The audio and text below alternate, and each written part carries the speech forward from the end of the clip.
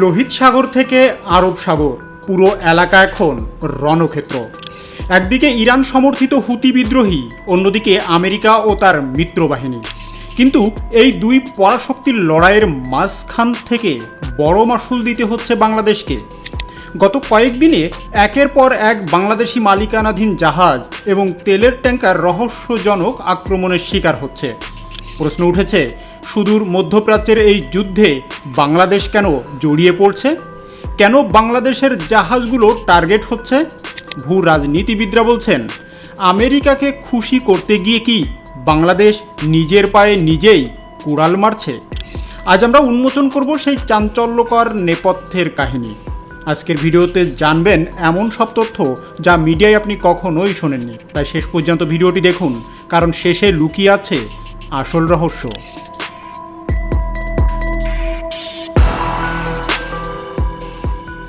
আপনারা জানেন যে বর্তমান বিশ্ব পরিস্থিতি কতটা অস্থিতিশীল। বিশেষ করে ইরান ইসরায়েল যুদ্ধের পর থেকে হরমুজ প্রণালীতে বাংলাদেশের পণ্যবাহী জাহাজ চলাচল এক প্রকার মরণ ফাঁদে পরিণত হয়েছে। ইরান সমর্থিত হুতি বিদ্রোহীরা পরিষ্কার ঘোষণা দিয়েছে, যারা আমেরিকা বা ইসরায়েলের সাথে সখ্যতা রাখবে তাদের জাহাজ হরমুজ প্রণালীতে রেহাই পাবে না। বাংলাদেশ এখন উন্নয়নশীল দেশ। বাংলাদেশের জ্বালানি তেলের সিংহভাগ আসে মধ্যপ্রাচ্য থেকে, আর এই তেলের জাহাজগুলো যে পথ দিয়ে আসে সেটি এখন বিশ্বের সবচেয়ে বিপজ্জনক জলপথ। কিন্তু গত কয়েক মাসে দেখা গেছে ভারত বা চীন, এমনকি পাকিস্তানের জাহাজগুলো তুলনামূলক নিরাপদ থাকলেও বাংলাদেশি জাহাজগুলো বারবার আক্রান্ত হচ্ছে। কেন? এর উত্তর লুকিয়ে আছে বাংলাদেশের বর্তমান পররাষ্ট্র নীতিতে।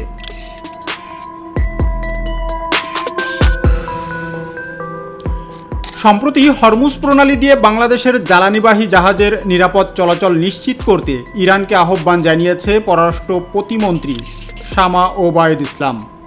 পররাষ্ট্র প্রতিমন্ত্রী শামা ওবায়দ ইসলামের সঙ্গে ঢাকায় নিযুক্ত ইরানের রাষ্ট্রদূত জলিল রহিমি জায়নাবাদী সৌজন্য সাক্ষাৎকালে এই আহ্বান জানানো হয়।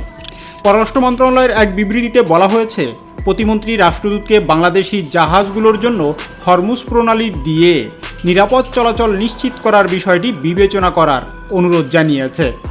বিবৃতিতে আরও বলা হয়, পররাষ্ট্র মন্ত্রণালয়ে অনুষ্ঠিত এই বৈঠকে তারা দ্বিপক্ষীয় বিষয়ের পাশাপাশি মধ্যপ্রাচ্য এবং বিশেষ করে পারস্য উপসাগরের চলমান পরিস্থিতি নিয়ে আলোচনা করেন।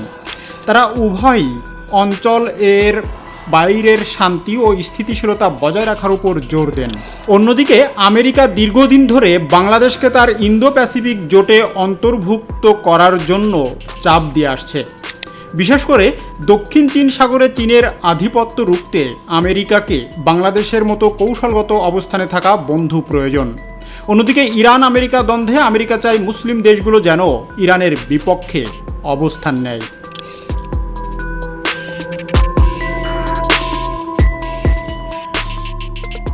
কূটনৈতিক মহলে গুঞ্জন আছে, বাংলাদেশ তার রপ্তানি বাজার রক্ষা এবং জিএসপি সুবিধার আশায় আমেরিকার অনেক আবদার মেনে নিচ্ছে।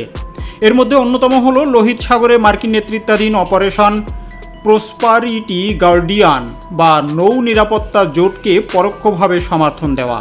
বাংলাদেশ আনুষ্ঠানিকভাবে এই জোটে যোগ না দিলেও তথ্য আদান প্রদান এবং কৌশলগত অবস্থানে আমেরিকার ইশারায় চলতে গিয়েই বিপত্তিটা বাড়ছে। এবার আসা যাক আসল প্রশ্নে, কেন বাংলাদেশ? ইরান এবং তার মিত্ররা মনে করছে বাংলাদেশ ধীরে ধীরে মার্কিন বলয়ের দিকে ঝুঁকে পড়ছে। যখনই কোনো দেশ আমেরিকার যুদ্ধজাহাজকে জ্বালানি দেয় কিংবা তাদের গোয়েন্দা তথ্য দিয়ে সহায়তা করে, তখনই তারা ইরানের ব্ল্যাক লিস্টে চলে যায়।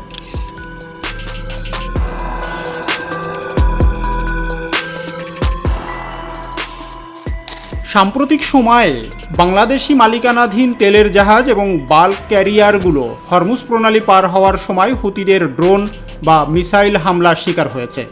কোনো জাহাজ সোমালি জলদস্যুদের কবলে পড়লেও বিশেষজ্ঞরা বলছেন এর পিছনে বড় কোনো শক্তির ইশারা থাকতে পারে। কারণ হরমুজ প্রণালী এখন যে নজরদারি, সেখানে কোনো জলদস্যু সাহস পাওয়ার কথা নয়, যদি না কোনো আঞ্চলিক শক্তির মদত থাকে। তবে এই জাহাজ হারানোর প্রভাব সরাসরি পড়ছে আপনার এবং আমার পকেটে। যখন একটি তেলের জাহাজ আক্রান্ত হয় বা পথ পরিবর্তন করে লম্বা পথ ঘুরে আসে, তখন কয়েক মিলিয়ন ডলার অতিরিক্ত খরচ হয়। যুদ্ধকালীন ঝুঁকির কারণে বিমা কোম্পানিগুলো বাংলাদেশি জাহাজের উপর উচ্চ হারে প্রিমিয়াম ধরছে। সময়মতো তেলের জাহাজ না পৌঁছালে দেশের বিদ্যুৎ উৎপাদন এবং পরিবহন খাত স্থবির হয়ে পড়ার ঝুঁকি তৈরি হচ্ছে। আমেরিকাকে খুশি করতে গিয়ে যে রাজনৈতিক সুবিধা বাংলাদেশ পাওয়ার আশা করছে, তার চেয়ে অর্থনৈতিক ক্ষতি কি অনেক বেশি হয়ে যাচ্ছে না?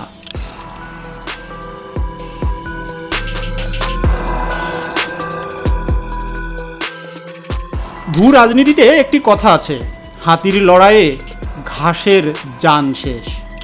এখানে হাতি হলো আমেরিকা আর ইরান, আর বাংলাদেশ হলো সেই ঘাস।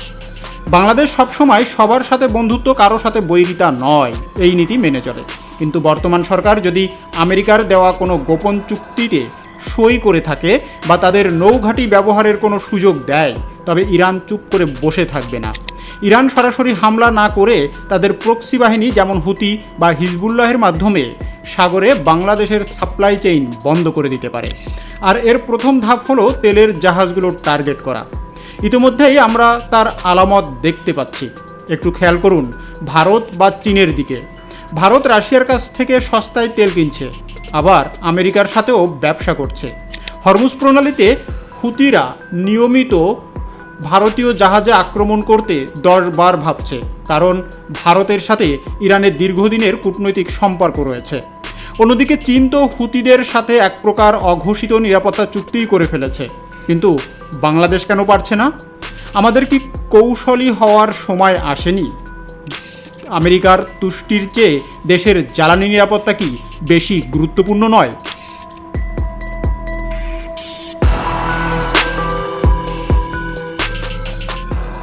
বাংলাদেশ কি তবে একঘরে হয়ে যাবে? না, বিশেষজ্ঞরা 3টি সমাধানের কথা বলছেন। মধ্যপ্রাচ্যের কোনো দ্বন্দ্বে কোনো পক্ষ না নেওয়া, উত্তল হরমুজ প্রণালী এড়িয়ে ভিন্ন কোনো পথে তেল আনার দীর্ঘমেয়াদী পরিকল্পনা করা, সরাসরি ইরানের সাথে যোগাযোগ করে নিশ্চিত করা যে বাংলাদেশ কোনো যুদ্ধ জোটে নেই। আমেরিকার সাথে বন্ধুত্ব অবশ্যই দরকার, কিন্তু সেই বন্ধুত্ব যদি দেশের সাধারণ মানুষের রুটি রুজিতে আঘাত হানে, তবে সেই পররাষ্ট্র নীতি নিয়ে নতুন করে ভাবার সময় এসেছে। আন্তর্জাতিক রাজনীতি দাবা খেলার মতো, একটি ভুল চাল পুরো দেশকে সংকটে ফেলতে পারে। ইরান আর আমেরিকার এই ইঁদুর বেড়াল লড়াইয়ে বাংলাদেশ কি আসলেই বলির পাঠা হচ্ছে, নাকি তেলের জাহাজ হারানোর পিছনে আরও গভীর কোনো ষড়যন্ত্র আছে? বাংলাদেশ কি পারবে আমেরিকার চাপ সামলে নিজের সার্বভৌমত্ব রক্ষা করতে? আপনার মতামত আমাদের অবশ্যই কমেন্ট বক্সে জানান। ভিডিওটি যদি আপনার তথ্যপূর্ণ মনে হয় তাহলে অবশ্যই লাইক করুন এবং বন্ধুদের সাথে শেয়ার করুন। আর এই ধরনের বিশ্লেষণমূলক ভিডিও আরও দেখতে চাইলে আমাদের চ্যানেলটি সাবস্ক্রাইব করতে ভুলবেন না। ধন্যবাদ।